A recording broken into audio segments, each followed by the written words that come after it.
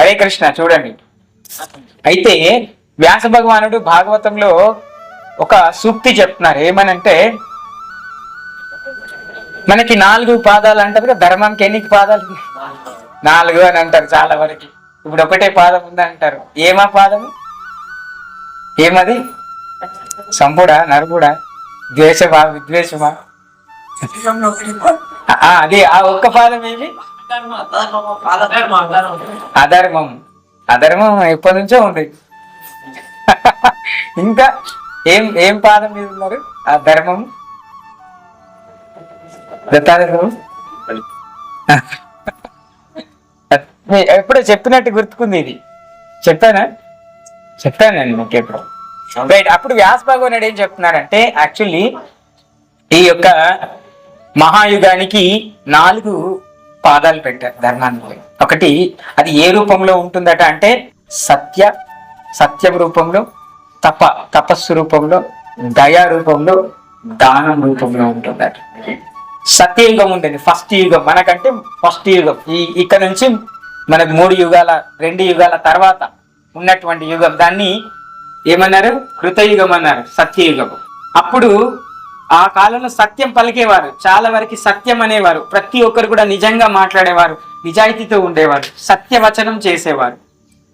అప్పుడు సత్యవచనం వ్యాస భగవాన్ రాశారు భాగవతంలో.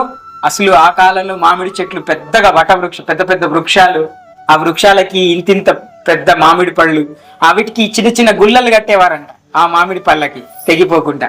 అంటే అంత పెద్దగా ఉండేవి, అంటే అంత సత్యం ఉండేది ఆ యుగంలో. ఎప్పుడైతే హిరణ్యాక్షుడు, హిరణ్యకశిపుడు 2 రాక్షసులు, ఇద్దరు వారు జన్మించారో, జయ విజయులు ఆ రాక్షసు రూపం తీసుకున్న తర్వాత, ఆ సత్యయుగం నుంచి త్రేతాయుగంకి వచ్చేసరికి సత్యం అనేటువంటి వచనము, సత్యం అనేటువంటి పాదము ఖండించబడింది ధర్మదేవతకి. దాని తర్వాత ఎప్పుడైతే శ్రీరామచంద్రమూర్తి తను త్రేతాయుగంలో వచ్చినప్పుడు, అప్పుడు ఏంటంటే కేవలం తపస్సు మాత్రమే చేసేవారు. తపస్సు నిట్టాంసంగా ఉండేది. నిట్టాంసంగా తపస్సు ఏమైపోయిందంటే, ఆ యొక్క మునులకి తపస్సు వెళ్ళిపోయి ఆ యుగంలో కేవలము ఏమైపోయింది, యాగాదులకు మాత్రమే ప్రిఫరెన్స్ పెరిగింది. యాగాదులకు ప్రిఫరెన్స్ పెరిగి ఆ తప అనేటువంటి పాదం కూడా వెళ్ళిపోయింది.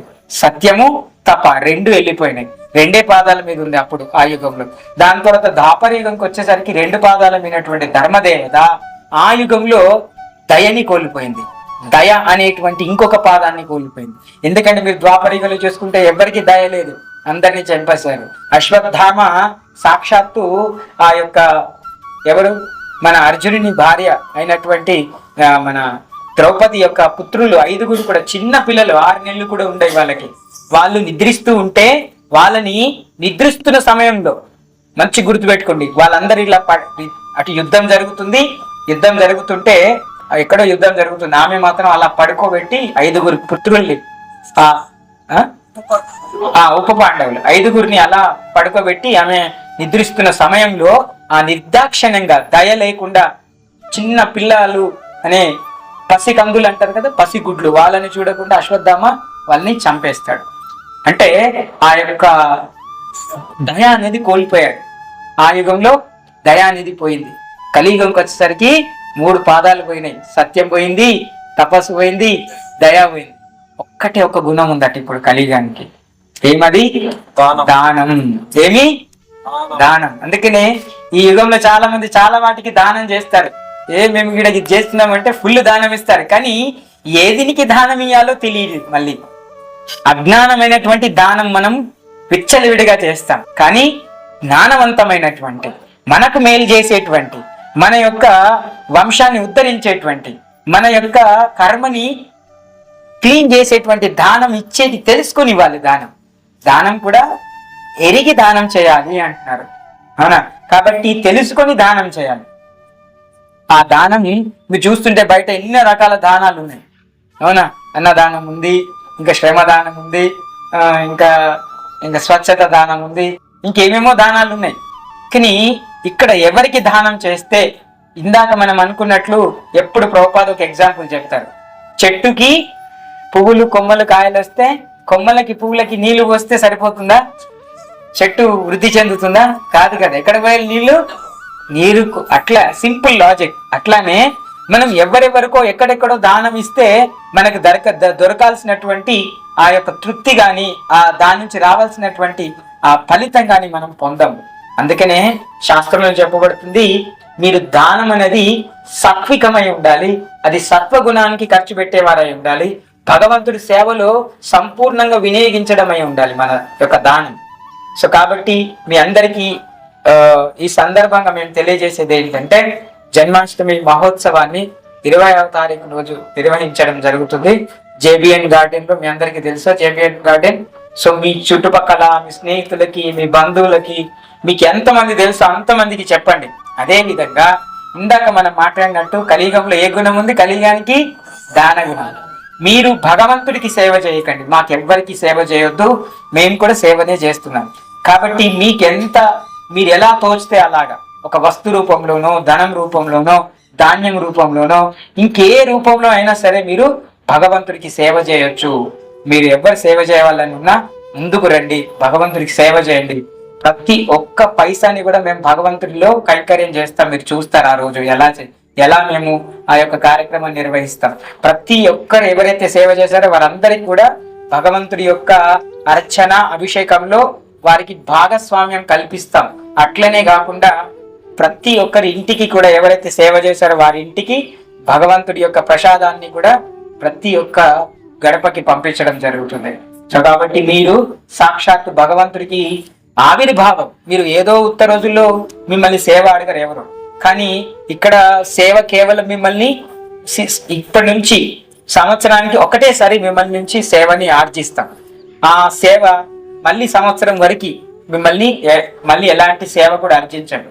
అది మీరు ఎప్పుడైనా మీ యొక్క ఒకేషన్స్ ఉంటే, స్పెషల్ ఒకేషన్స్ ఉంటే, మీరేమైనా ఇక్కడ ప్రసాద వితరణ కోసం మీరు సాయం చేయాలనుకుంటే అది మీ ఇష్టం. కానీ సంవత్సరంకి ఒక్కసారి మాత్రమే మీరు భగవంతుడికి సేవ కోసం, ఎట్లయితే కలియుగానికి దానం గుణం ఉంది కాబట్టి. ఇంకొకటి శాస్త్రంలో ఏం చెప్పారంటే, ఎప్పుడైతే మీ దగ్గర ఉన్నటువంటి ఆ యొక్క ధాన్యము, ధనము ఏదైనా సరే అది ఆరోగ్య రూపంలో మీకు సపోజ్ మీరు చేసే భగవంతుడి దానమట ఏమవుతుంది, మీ ఇంట్లో ఏది లోటు ఉందో దాన్ని తిరిగి తెస్తుందని చెప్పి భాగవతంలో ఉంది. సపోజ్ మా ఇంట్లో నాకు, భార్యకి, ఎవరికో ఆరోగ్యంగా లోపం ఉంది కాబట్టి నేను దానం ఇవ్వడం వల్ల నా ఇంట్లో నాకు భగవంతుడు ఆరోగ్యాన్ని ప్రసాదిస్తారని ఉంది. తిరిగి మనకు భగవంతుడు తన యొక్క ఉన్నతిని చాటుతాడు. ఒకవేళ నేను ఆర్థికంగా లేకపోయినా కూడా భగవంతుడు నేను ఉన్న దాంట్లో నుంచి ఇవ్వగలిగితే భగవంతుడు మనం తృప్తిపరిచే ఆర్థిక విధానాన్ని ఇస్తారని. సో కాబట్టి ఏదో ఉందో మీ ఇంట్లో అది భగవంతుడు సమకూర్చడానికి ప్రయత్నం చేస్తారు. కాబట్టి మీరందరూ కూడా మంచి హృదయంతో మీ యొక్క మనస్ఫూర్తిగా, మీరు ఎలాంటి ఫోర్స్ తీసుకోకుండా మనస్ఫూర్తిగా మీరు సేవ చేయడానికి ముందుకు రండి. అలానే మీకు తెలిసిన వారు, మీ యొక్క స్నేహితులు, మీ బంధువులు, వారందరితో కూడా కొద్దిగా గొప్ప భగవంతుడికి సేవ చేపియండి. ఖచ్చితంగా నేను మీ అందరికీ కూడా వాగ్దానం చేస్తున్నాను, మీ చేసిన ప్రతి ఒక్కరికి కూడా మాత్రం ఖచ్చితంగా మంచి జరుగుతుంది. ఎందుకంటే ఎక్కడెక్కడో దానం ఇస్తే వారు ఆ దానాన్ని దేనికి ఖర్చు చేస్తారో తెలియదు. ఒకవేళ మీరు ఇచ్చిన దానాన్ని కనుక వారు అపకార్యాలకి వాడినట్లయితే అందులో నుంచి మీకు సగభాగం వస్తుంది. ఇది మాత్రం గుర్తుపెట్టుకోవాలి. ఇప్పుడు ఒకసారి ఒకరికి మేము దానం ఇచ్చాము. ఒకసారి బృందావనం వెళ్ళినాము. అప్పుడు మా యొక్క శిక్షణ గురువు అన్నారు, మీరు ఎవరికి పడితే వారికి దానం ఇవ్వద్దు. మేము అనుకున్నాం, అదేంటి అట్లా అంటున్నారు ప్రభుజీ, అట్లా దానం వేయడం గొప్ప గుణం కదా అని మేము ఫీల్ అయిపోయాం. కానీ ప్రభు చెప్పారు, వాడు బాగున్నాడు, వాడు ఏం చేస్తాడు, మీది నుంచి 10 రూపాయలు తీసుకుని సరాసరి ఎక్కడికి పోతాడు, పోయి తాగుతాడు. ఆ తాగితే ఏం చేస్తాడో తెలియదు. ఆ తాగిన మైకులు ఏమైనా చంపినా, కొట్టినా, ఆ తాగిన పాపంలో సగం, కొట్టిన పాపంలో సగం అనుభవించాల్సి వస్తుంది. మీరు మనకు తెలియకుండానే మనకు తెలియకుండా దుఃఖాలు వస్తాయండి. అందుకనే ఈ ఆధ్యాత్మిక జీవితం ఎలా ఉంటుందంటే శ్రద్ధగా, ఎట్లయితే ఇప్పుడు శ్రద్ధగా ఎట్లంతా గుడి శ్రద్ధతో కట్టారా లేకుంటే విచిత్రంగా కట్టారా? కాదు కదా, శ్రద్ధతో కడితేనే ఇంత అందంగా తయారైంది. అలానే మన జీవితంలో కూడా దానము దాన్ని చూసి చేయాలి. కాబట్టి మీ అందరికీ మంచి అవకాశం. ఇప్పుడు భగవంతుడి యొక్క నిర్దిష్టమైన కైంకర్యంలో పటిష్టంగా మేము దాన్ని ఖర్చు చేస్తాము, దాన్ని వాడతాము. ఒకవేళ మిగిలినా కూడా దాన్ని తిరిగి వారంలో కూడా వాడతాం. ప్రతి ఒక్కరి పేరుని అక్కడ మెన్షన్ చేస్తాం. ఎవరైతే దానం ఇచ్చారో వారి యొక్క గోత్రముతో సహా అర్చన విధానాన్ని చేయడమే కాకుండా ఎవరైతే సేవా విధానంతో పాటు వారికి అభిషేకంలో కూడా అవకాశం ఇవ్వడం జరుగుతుంది. సో కావున మీ అందరూ మంచి హృదయం, ఇంకోటి ఇస్తారా, లేదంటే ధన లక్ష్మి ఇస్తారా, ఎవరు ఎలా ఇచ్చినా కూడా దాన్ని మేము అంగీకరించడానికి సిద్ధంగా ఉన్నాము. సో దయచేసి మీరు మీ స్నేహితులు చాలా అందరికీ చెప్పండి. ఆ రోజు మీరు అందరినీ కూడా ఇన్వైట్ చేయండి అక్కడికి. చాలా గొప్పగా అక్కడ మేము అనుకున్నాం మొట్టమొదటిగా భీమ్గల్ పట్టణంలో. సో కాబట్టి మీ అందరికి కూడా మరొకసారి కృష్ణాష్టమి ముందు రాబోతుంది, దానికి ముందు బలరామ జయంతి రాబోతుంది. కాబట్టి శ్రీ శ్రీ బలరామావిర్ ఆగమ శ్రీ బలరామావిర్ భావతిథి మహామహోత్సవ్ కీ, శ్రీకృష్ణ బలరామ కీ. సో అందరికి కూడా హరే కృష్ణ. ఏమైనా మీకు చర్మ సందేహాలు ఉంటే ఇంకొకటి చప్పన్ భోగ్ అని భగవంతుడికి 56 రకాలు మనం అక్కడ నివేదిస్తాము. ఎవరైనా సరే మీరు భగవంతుడికి ప్రేమ ఉంది, అబ్బా నేను కృష్ణుడికి ఎట్లాగో పెట్టలేను ప్రత్యక్షంగా, కాబట్టి ఇట్లా అయినా సరే మీ కృష్ణుడు మీ యొక్క ఏం చేస్తారో ప్రేమతోటి అది యాక్సెప్ట్ చేస్తారు. కాబట్టి మీరు ఎవ్వరు ఒకటి చేస్తారా, 2 ఐటమ్స్ చేస్తారా, ఇంకెన్ని మీ శక్తి కొలది ఎన్ని చేయగలుగుతారని ఉల్లి వెల్లుల్లి లేకుండా వీలైతే కొత్త పాత్రల్లో చేయడానికి ప్రయత్నం చేయండి. సో మీకు ఖచ్చితంగా భగవంతుడు, మీరు సంకల్పం తీసుకొని చేయండి. అయ్యా మరి మాకు ఇది లోటు ఉంది అని చెప్పి చేయండి, భగవంతుడు అది మిమ్మల్ని పూర్తి చేసేస్తారు. ఎవరైనా సరే భోగు తీసుకురావడానికి ప్రయత్నం చేయండి. ఎన్ని చేస్తారో చూద్దాం. 56 కాదు 108 పెడదాం, ఓకేనా? సో మీరు మీ పక్క వాళ్ళకి కూడా చెప్పండి, ఉల్లి వెల్లుల్లి వేయకుండా ప్రేమతోటి కొన్ని భోగ అంటే ఇన్ని భోగంలో గుళ్ళలే కాదు, కొన్ని ఇన్ని మీకు ఎంత వీలైతే అన్నాను.